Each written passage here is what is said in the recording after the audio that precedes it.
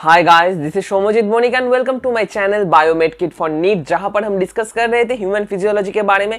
Human physiology के अंदर से रेनल फिजियोलॉजी का पार्ट 1, पार्ट 2, पार्ट 3 भी आई थिंक अपलोड हो चुका है। तो अगर आपने वो वीडियोस नहीं देखे तो फटाक से जाओ, आई बटन पे और डिस्क्रिप्शन बटन पे लिंक दिया हुआ है, वो वीडियोस देख लो, क्योंकि बहुत सारे कॉन्सेप्ट वहां पर क्रिस्टल क्लियर करके मैंने समझा दिया है, आपको एनसीईआरटी लाइन बाय लाइन समझा दिया है। और अगर आपने अभी तक मेरे चैनल को सब्सक्राइब नहीं किया है तो फटाक से जाओ, सब्सक्रिप्शन बटन को हिट कर दो and also don't forget to hit the bell icon.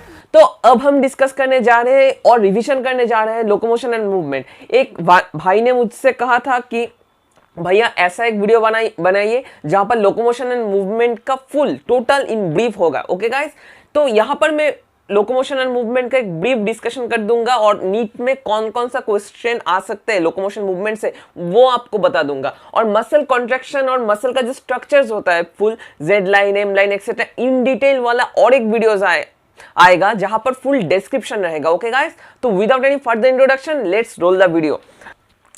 तो यहाँ पर पहले हमें जानना पड़ेगा क्या मसल कितना टाइप्स का होता है, मसल का इंपॉर्टेंस क्या होता है, मसल हमें क्या करता है। तुम देखो, मैं हाथ को हिला रहा हूं, ये तो मसल ही काम कर रहे हैं। तो मसल कितना तरह का होता है, ये फर्स्ट क्वेश्चन आता है। मसल होता है 3 तरह का, cardiac muscle, voluntary muscle, involuntary muscle. और cardiac muscle, skeletal muscle, smooth muscle, याद रखना, दिमाग में घुसा लो। मसल का जो स्ट्रक्चर्स वाला वीडियो होगा उसमें मैं डिस्क्राइब कर दूंगा हर एक चीज, लेकिन अब तक के लिए ये सिर्फ जान लो और कुछ कुछ चीज तुम्हें और भी जानना पड़ेगा। पहले हम बताएंगे स्केलेटल मसल के बारे में, ठीक है। स्केलेटल मसल क्या होता है, स्केलेटल मसल का कुछ स्ट्रक्चर्स है जो मैं आपको अब बताऊंगा। यहाँ पर तुम देखो कैसे ये फॉर्म होता है स्केलेटल मसल। एम्ब्रायोलॉजिकली हम लोग देखते हैं स्केलेटल मसल इनिशियल में इस तरह का कुछ सेल यहाँ पर रहते हैं, न्यूक्लियस रहते हैं, ठीक है। बाद में क्या होता है, ये लोग फ्यूज हो जाते हैं एक दूसरे से, ठीक है। एक दूसरे से फ्यूज होने से क्या होगा, ये एक फंक्शनल सिंसाइशियम हमें देगा, ठीक है। स्केलेटल मसल क्या होता है, सिनसाई मसल फाइबर्स, और मसल फाइबर्स क्या होते हैं, सिंसाइशियम होते हैं। मतलब एक सेल में बहुत सारे न्यूक्लियस रहते हैं, ठीक है। मसल का कोई इलोंगेशन नहीं होता, मसल का इलोंगेशन होता है लेकिन मसल का डिवीजन होता है नहीं होता, ठीक है, नो डिवीजन। ये एक इंपॉर्टेंट प्रॉपर्टी है जो आपको मसल के लिए याद रखना होगा, बट इलोंगेशन, ठीक है। मसल इलोंगेशन में हम क्या करते हैं, मतलब मसल इलोंगेशन जब होता है तो क्यों होता है, ठीक है। मसल इलोंगेट करता है इसलिए मसल का साइटोप्लाज्मिक वॉल्यूम, साइटोप्लाज्म का जो वॉल्यूम होता है वो तो बढ़ता है एक टाइम के बाद, जो डिफरेंट टाइप का मेटाबॉलिज्म होता है, मेटाबॉलिज्म के लिए ग्रो करता है वो मसल साइटोप्लाज्म। तो मसल साइटोप्लाज्म यहां पर देखो, ठीक है, न्यूक्लियर इज टू साइटोप्लाज्म, मतलब nucleus is to cytoplasm ratio constant होता है, ठीक है। और क्या चीज कांस्टेंट होता है, कांस्टेंट होता है surface area is to volume, surface area is to volume का ये रेशियो भी कांस्टेंट होता है। कांस्टेंट होने के लिए क्या होता है, अगर तुम सोचो यहाँ पर न्यूक्लियस का साइज इंक्रीज करेगा तो ऑब्वियसली साइटोप्लाज्म का साइज तो इंक्रीज करना ही पड़ेगा। साइटोप्लाज्म का साइज इंक्रीज करेगा तो तभी तो कांस्टेंट रहेगा। और साइटोप्लाज्म का साइज अगर इंक्रीज करे तो ऑब्वियसली वॉल्यूम इंक्रीज करेगा। वॉल्यूम इंक्रीज करने से क्या होगा, इसका सरफेस एरिया इंक्रीज करेगा। ये तुमको समझना पड़ेगा क्योंकि यहाँ पर हर एक चीज कांस्टेंट रहता है। ये छोटा सा कॉन्सेप्ट तुम्हें याद रखना होगा क्योंकि बहुत सारे साल नीट में ये आ जाते हैं कौन कौन सा रेशियो फिक्स्ड रहता है, ठीक है। तो ये इंपॉर्टेंट था इस। ओके गाइस, तो पहले हमें जानना पड़ेगा स्केलेटल मसल, स्मूथ मसल और कार्डियक मसल का जो 3 डिफाइंड प्रॉपर्टीज होता है और जो मेन डिफरेंस होता है वो मेन डिफरेंस, क्योंकि ये ब्रीफ रिवीजन वीडियो है। डिटेल्स वाले वीडियो में और भी डिटेल्स में मैं बताऊंगा आप लोगों को, ठीक है। तो चलिए देखते हैं। ये देखिए स्केलेटल मसल का प्रॉपर्टीज में क्या पड़ता है, स्ट्राइडेड होता है। मतलब क्या होता है, अगर ये स्केलेटल मसल आप एक माइक्रोस्कोप को नीचे लेके देखो, इलेक्ट्रॉन माइक्रोस्कोप, तो बहुत से स्ट्राइएशन मिलेगा इस तरह से, ठीक है। एक अरेंज स्ट्राइएशन मिलेगा। स्ट्राइएशन किस तरह का, यहाँ पर कुछ ज्यादा डेंसिटी का हो गए, यहाँ पर कम, ज्यादा, कम, इस तरह से light zone, heavy zone etcetera हम डिवाइड कर सकते हैं। ये हुआ स्ट्राइएशन, इसलिए इसे हम कहते हैं स्ट्राइएटेड मसल। इसके बाद क्या होगा, वॉलेंटरी मसल। वॉलेंटरी मसल का मतलब क्या है, कंट्रोल्ड बाय न्यूरल सिग्नल। मतलब क्या है, हाथ को मैं इस तरह से मसल को कॉन्ट्रैक्शन, रिट्रैक्शन एक्सेट्रा कर सकता हूँ, ठीक है। इसे हम क्या कहते हैं, इसे हम कहते हैं वॉलंटरी। वॉलंटरी मतलब न्यूरल कनेक्शन के थ्रू ये चलता है। इसके बाद हम आएंगे स्केलेटल मसल क्या क्या से फॉर्म होता है, थिन फिलामेंट, थिक फिलामेंट, और भी डिटेल्स में मैं बताऊंगा। इसके बाद हम आएंगे स्मूथ मसल। स्मूथ मसल का मेन प्रॉपर्टी क्या है, स्मूथ मसल का जो प्रॉपर्टी है नॉन स्ट्राइटेड और क्या इनवॉलेंटरी। अगर तुम सोचो पेरिस्टालसिस जब हो रहा है, जब हम एक एनगल्फ कर रहे हैं फुट को, तो कैसे होता है वो होता है इनवॉलेंटरी कंट्रोल, मतलब हम खुद ब खुद वो कंट्रोल नहीं कर सकते, वो कंट्रोल खुद ब खुद होता है, इसलिए हम इसे कहते हैं इनवॉलेंटरी। ये आपको याद रखना होगा, ठीक है। स्मूथ मसल बाद में डिटेल्स में और भी डिटेल्स में बताऊंगा। ये फिर आएंगे हम कार्डियक मसल्स में। कार्डियक मसल्स क्या होते हैं? कार्डियक मसल्स होते हैं स्ट्राइटेड, ये मतलब क्या है, ये होते हैं कार्डियक मसल स्मूथ मसल और स्केलेटल मसल का मिक्सचर, स्ट्राइटेड एंड इनवॉलेंटरी, मतलब इनवॉलेंटरी प्रॉपर्टी पाता है स्मूथ से और स्केलेटल से पाता है स्ट्राइटेशन का प्रॉपर्टी, ठीक है। और कार्डियक मसल का बहुत सारा फिजियोलॉजी है, ठीक है, डिटेल्स में और किसी दिन मैं बताऊंगा, और जब मैं हार्ट पढ़ाऊंगा तब बताऊंगा, ठीक है। ये जो कार्डियक मसल्स होते हैं ये टोटली नर्वस सिस्टम के थ्रू ये कॉन्ट्रैक्शन नहीं करते, ठीक है। ये कॉन्ट्रैक्ट किससे करते हैं? एसी नोड से जो सिग्नल आता है ना, मतलब ये सोचो एक हार्ट है, ठीक है, हार्ट, ये सोचो तुम सेप्टम है हार्ट का, ठीक है, और यहाँ पर है एसे नोड, ठीक है, और ये इंटर एट्रियल इंटरवेंट्रिकुलर सेप्टम, ठीक है। एसे नोड जब फायर करता है चारों तरफ, ठीक है, तभी इसका कॉन्ट्रैक्शन होता है, ठीक है, तब ये कॉन्ट्रैक्ट करके क्या करते हैं, कॉन्ट्रैक्शन होते हैं, कॉन्ट्रैक्शन होने की वजह से ये प्रेशर जनरेट हुआ और क्या हुआ, ये एओर्टा से ब्लड बाहर चला गया, ठीक है, और यहाँ पर पाल्मोनरी आर्टरी से ब्लड बाहर चला गया, ठीक है। ये एसे नोड के थ्रू रेगुलेट होता है, ठीक है, ये आपको याद रखना होगा। एनसीईआरटी में एक लाइन लिखा हुआ है, यहाँ पर मैं बता रहा हूँ आपको, देख के यहाँ पर देखो लाइन लिखा हुआ है, they are involuntary in nature as the nervous system does not control their activities directly nervous system किसको एक्टिवेट करता है, ये एक इंपॉर्टेंट चीज है, आपको समझना होगा एनसीईआरटी का इस लाइन को, ठीक है। अगर तुम सोच लो ये हार्ट है हमारा, ठीक है, जस्ट रफ कर रहा हूं मैं, ठीक है, ये हमारा हार्ट है, ठीक है, यहां पर एसे नोड है, यहां पर एवी नोड है, ठीक है। एसे नोड किससे रेगुलेट होता है? एसे नोड को कोई नर्वस सिस्टम का नर्व फाइबर रेगुलेट करता है, ठीक है। तब क्या करता है, जब ये रेगुलेट करता है तब एसे नोड फायरिंग स्टार्ट करता है, ठीक है। फायरिंग जब स्टार्ट करता है तभी ये फायरिंग ये मसल्स के थ्रू ट्रांसपोर्ट होता है। ट्रांसपोर्ट होने के बाद क्या हुआ, ये वेंट्रिकल में आया, पुश किया, ब्लड एओर्टा से बाहर चला गया और ये पाल्मोनरी आर्टरी से लंग्स में चला गया, समझे ना। Directly cardiac muscles are not controlled by neurons और nerve impulses. Nerve impulse controls SA node controls others, ठीक है। ये आपको एनसीईआरटी का ये जो लाइन है समझ लिया आपने, और ये एक बिल्डअप, एक अच्छा सा कॉन्सेप्ट आपका बिल्डअप हो गया। इसके बाद हम आएंगे स्केलेटल मसल का जो ग्रॉस स्ट्रक्चर और ग्रॉस एनाटॉमी उसमें, ठीक है। एनसीईआरटी में देखो आपका 304 पेज में यहाँ पर दिया हुआ है, ये देखो, ठीक है, यहाँ पर दिया हुआ है, ये देखो, ये बहुत इंपॉर्टेंट चीज है, आपको समझना होगा, ठीक है। पहले हम क्या कहते हैं, जब हम एक बॉडी को और कैडावर को काटते हैं एनाटॉमी में, मेडिकल में जब जाओगे तब देखोगे एक टर्म आता है फशा, FASCIA, फशा। फशा किसको कहते हैं? ये सोचो, ये एक इतना एक, ये क्या है, ये है एक,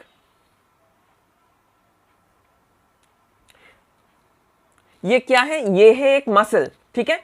मसल जो होता है, मसल कैसे बिल्ड होता है, ठीक है। मसल के अंदर इसका क्रॉस सेक्शन में और भी बड़ा करके दिखा रहा हूं, अगर ये तुम क्रॉस सेक्शन समझो, यहां पर होते हैं मसल बंडल्स, ठीक है, बहुत सारे बंडल्स होते हैं यहां पर, ठीक है। मसल्स जो बंडल्स होते हैं, बंडल्स का ऊपर वाले लेयर को क्या कहते हैं हम, ठीक है, मसल बंडल्स। और मसल बंडल्स को हम क्या कहते हैं, मसल बंडल। और इसे हम क्या कहते हैं, इसे हम कहते हैं फेसिकल, ठीक है, फेसिकल। ये जो फेसिकल्स होते हैं ये एक कनेक्टिव टिश्यू के थ्रू कनेक्टेड रहते हैं, ठीक है। और तुम कह सकते हो एक ऊपरी लेयर होता है, ठीक है। ये जो लेयर होता है इसे हम क्या कहते हैं, इसे हम कहते हैं फशा, ठीक है। ये फशा और फशल शीट हम कहते हैं इसको, ठीक है।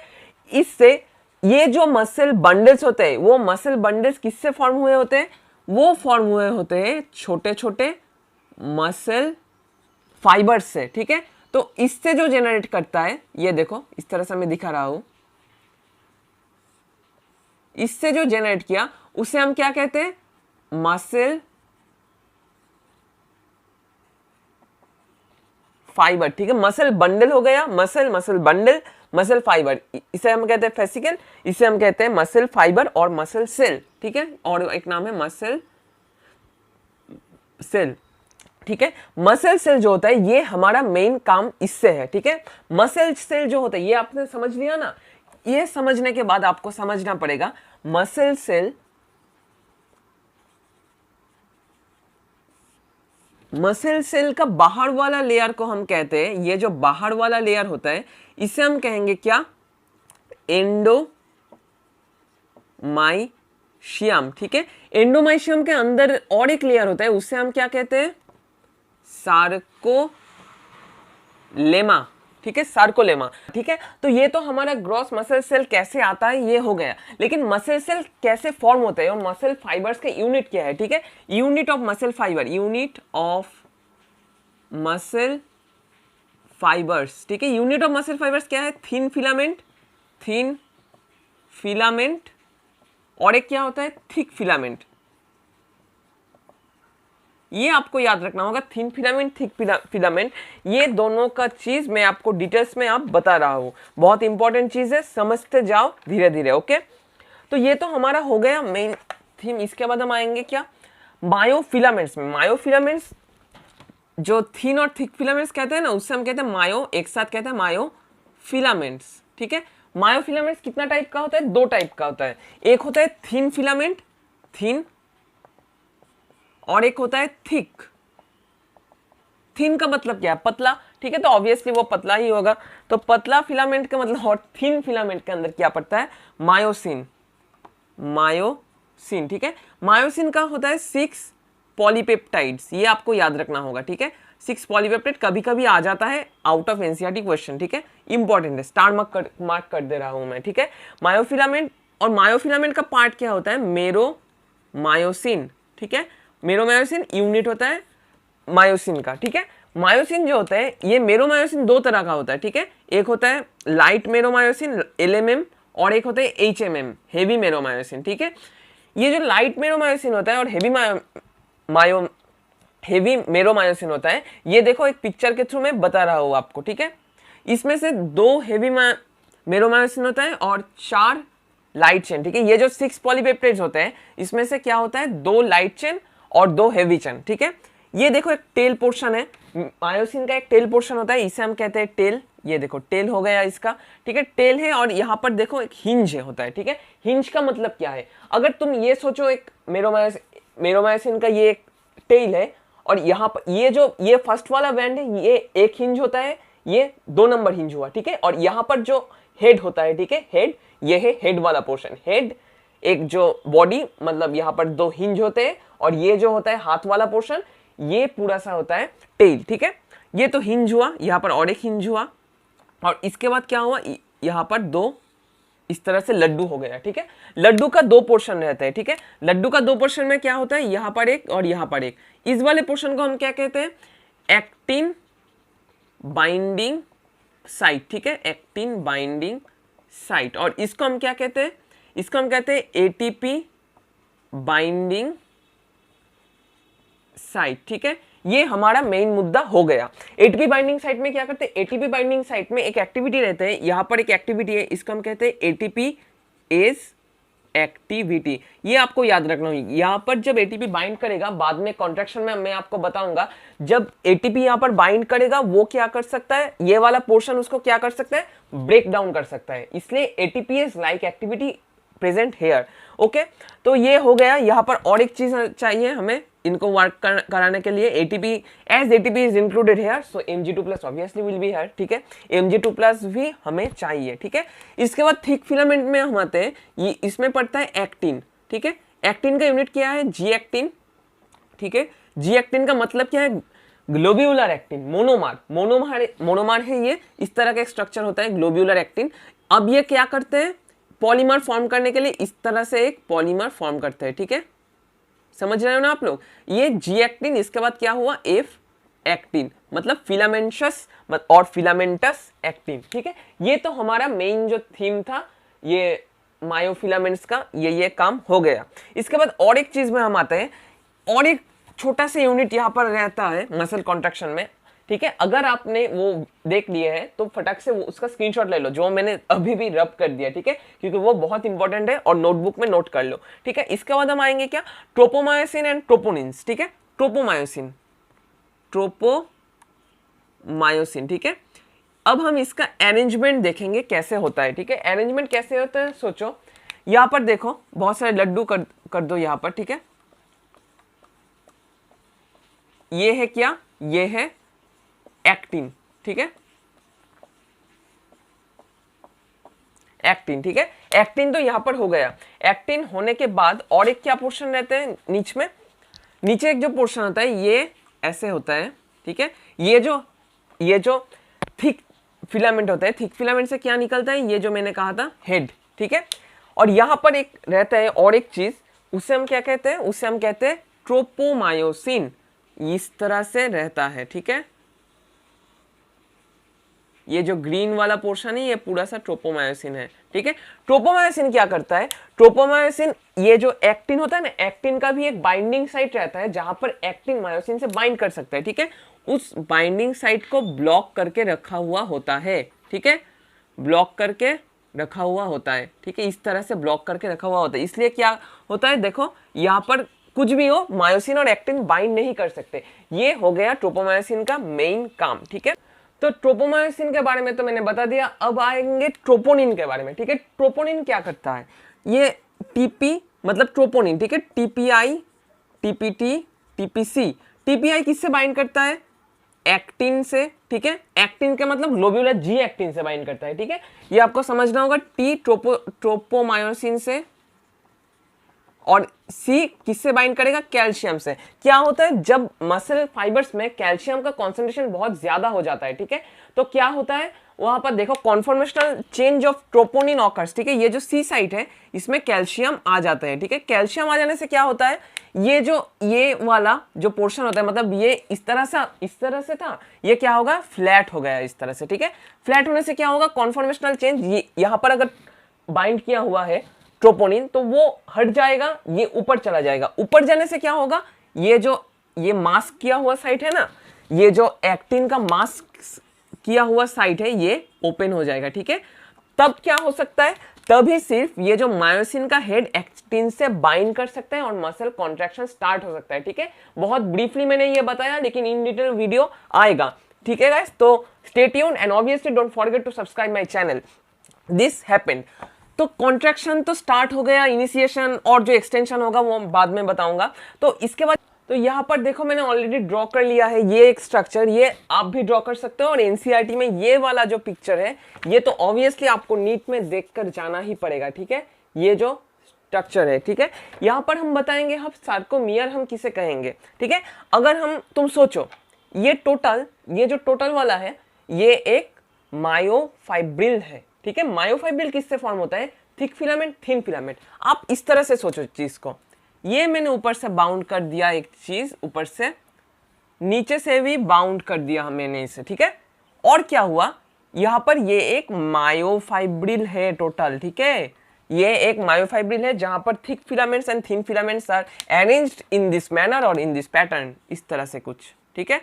ये सेकेंड वाला पार्ट से रिलेटेड होगा। ये टोटल ये जो गुच्छा देख रहे हैं ना आप लोग, यही है मायोफाइब्रिल, ठीक है। मायोफाइब्रिल में अब क्या होता है, देखो मायोफाइब्रिल में ये जो जिगजैग लाइन होता है, ये जो जिगजैग लाइन होता है इसे हम क्या कहते हैं, ये ऊपर ये मैं हटा दे रहा हूं, ठीक है, ये हटा दे रहा हूं। यहां पर हम इसे कहेंगे जेड लाइन, क्यों, ये जिगजैग करके होता है, ठीक है, जिगजैग रहता है। और ये जेड लाइन तो हो गया हमारा, ठीक है। जेड लाइन, ये जो पोर्शन देख रहे हो आप लोग, ये पोर्शन देख रहे हो इतना सा, ठीक है, मतलब ये वाला पोर्शन, ठीक है, ये वाला पोर्शन जो मिडिल में कोई लाल नहीं है, ठीक है, इस वाले पोर्शन को हम क्या कहते हैं, आई बैंड। आई बैंड किस लिए कहते हैं, ये एक सोचो, ये एक लॉजिक का चीज है। आई बैंड मतलब क्या है, आइसोट्रॉपिक बैंड। आइसोट्रॉपिक का मतलब क्या है, आइसोट्रॉपिक का मतलब है जहां पर हर एक चीज सेम तरह डिस्ट्रीब्यूटेड रहेगा। यहां पर का कोई मायोसिन है नहीं है ना, यहां पर तो कोई रेड नहीं है, सिर्फ ब्लैक है यहां पर इस जगह पे। इसलिए इसे हम कहते हैं आई बैंड। एनसीईआरटी में आप लोग जब देखोगे ये आई बैंड हम किसे कहेंगे, ये देखो ये वाला जो होता है आई बैंड, एम्स का क्वेश्चन में ये कभी कभी आ जाता है, ठीक है। ये हो गया हमारा आई बैंड। और ए बैंड हम किसे कहेंगे, इस वाले को, ये देखो ये जो लाल और जो काला ये दोनों मिलकर हो रहा है, इसे हम कहेंगे ए बैंड। ए बैंड का मतलब क्या होता है, एनाइसोट्रॉपिक बैंड, ओके। और यहां पर देखो और एक मोस्ट इंपॉर्टेंट कॉन्सेप्ट, ये दो जेड लाइन के अंदर जो पार्ट होता है ना, मतलब ये जो पोर्शन होगा इसे हम कहेंगे कि sarcomere. Sarcomere is the unit, sarcomere is the main और the basic unit of muscle fibres, ठीक है। ये आपको याद है, structural and functional unit of muscles, ठीक है। ये आपको बहुत बहुत याद रखना होगा ऑब्वियसली। ये तो हो गया हमारा। इसके बाद हम और एक लाइन के बारे में बताएंगे। क्या, और एक लाइन के जो बारे में बताएंगे वो है एम लाइन। ये एकदम मिडिल से पास होगा, मतलब ये है एम लाइन। एम लाइन का सिग्निफिकेंस क्या है, ये देखो। अगर तुम सोचो यहां से जेड लाइन जब मसल कॉन्ट्रैक्ट होगा तो क्या होता है, यहां से जेड लाइन इस तरह से इस तरह जाएगा और यहां से जेड लाइन इस डायरेक्शन में जाएगा, ठीक है। जाने से क्या होगा, एक टाइम में देखो यहां पर ये दो एक दूसरे से ओवरलैप, ये दो एकदम सामना सामनी हो गए, ठीक है। सामना सामनी जब होंगे तो यहां पर देखो एक लाइन फॉर्मेशन होगा, लाइट बैंड फॉर्मेशन होगा। क्यों, वहां पर कोई ब्लैक नहीं होगा, सिर्फ रेड होगा, ठीक है। इसे हम क्या कहेंगे, इसे हम कहेंगे एम लाइन और मिडिल लाइन, ठीक है। और जो एकदम मिडिल वाला पोर्शन होता है ना, ये एम लाइन तो हो गया, ये जो एकदम मिडिल वाला पोर्शन होता है, ये वाला पोर्शन, ठीक है, इसे हम क्या कहते हैं, इसे हम कहते हैं एच जोन, ठीक है, और हेंसेंस जोन। ये इंपॉर्टेंट चीज है, आपको याद रखना होगा। यहां पर ये देखो जेड लाइन का लोकेशन फिक्स नहीं है, क्योंकि जेड लाइन इस तरह करता है, ठीक है। जेड लाइन का लोकेशन फिक्स नहीं है, लेकिन ऑब्वियसली एम लाइन का लोकेशन फिक्स्ड है। समझ रहे हो ना, एम लाइन तो एकदम मिडिल में ही रहेगा, फिक्स्ड है, ठीक है। कुछ सेकंड वाले वीडियो में कुछ छोटे छोटे क्वेश्चंस भी मैं आपको करा दूंगा। ये तो हमारा मेन मुद्दा हो गया। तो guys hope you like the video and तो आप देख ही पा रहे हो कैमरे का थोड़ा सा बैटरी बैकअप खत्म हो गया है और ये एक प्रॉब्लम हो गया है। ये वीडियो रात को ही आएगा और आई थिंक आ चुका है ऑलरेडी। और एक बात, अगर आपको ये वीडियो अच्छा लगा तो ऑब्वियसली लाइक बटन को हिट कर देना and obviously don't forget to subscribe my channel, क्योंकि ऐसे वीडियोस आते रहेंगे नीट के पहले और नीट के बाद भी, ओके गाइस। और एक इंपॉर्टेंट बात, अगर आपका कोई भी डाउट हो तो फटाक से जाओ व्हाट्सएप का ग्रुप और टेलीग्राम का ग्रुप का लिंक डिस्क्रिप्शन बॉक्स में दिया हुआ है, उसमें क्लिक कर लो और एंटर होके कोई भी क्वेश्चन कर डालो और कमेंट बॉक्स में भी आप क्वेश्चन कर सकते हो, okay guys. And stay tuned and obviously stay home, stay safe. Next video is coming soon.